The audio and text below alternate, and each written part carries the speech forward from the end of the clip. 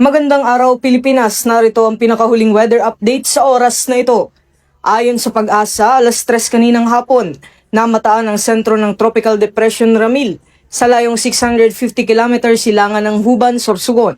Taglay ito ang lakas ng hangin na 55 km per hour malapit sa gitna at pagbugsong umaabot hanggang 70 km per hour. Habang ito ay kumikilos pakanluran, timog kanluran sa bilis na 25 km per hour.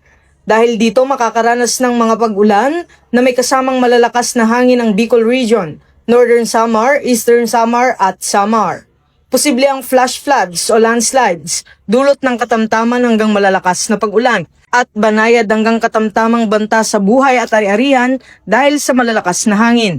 Samantala, Metro Manila, Calabarzon, Isabela, Bulacan, Aurora, Oriental at Occidental Mindoro, Marinduque, Romblon at nalalabing bahagi ng Visayas ay makararanas ng maulap na kalangitan na may kalat-kalat na pag-ulan at pagkidlat, pagkulog dulot ng throw extension ng bagyong Ramil.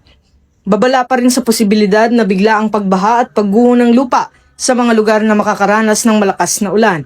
Sa natitirang bahagi ng Luzon, asahan ang bahagyang maulap hanggang sa maulap na kalangitan na may pulo-pulong pag-ulan o pagkidlat, pagkulog na dulot ng easterlies. Habang sa Mindanao naman ay dahil sa localized thunderstorms. Pinapaalalahanan pa rin ng publiko na mag-ingat sa posibleng pagbaha at landslide tuwing may malalakas na thunderstorms. Para sa kondisyon ng hangin at dagat, katamtaman hanggang sa malakas ang ihip ng hangin sa hilaga at silangang bahagi ng Northern at Central Luzon na may katamtaman hanggang maalon na karagatan. Samantala banayad hanggang katamtaman ng alon sa ibang bahagi ng bansa. Ako po si Patrolman Don Brosas at yan po ang ating weather update sa oras na ito.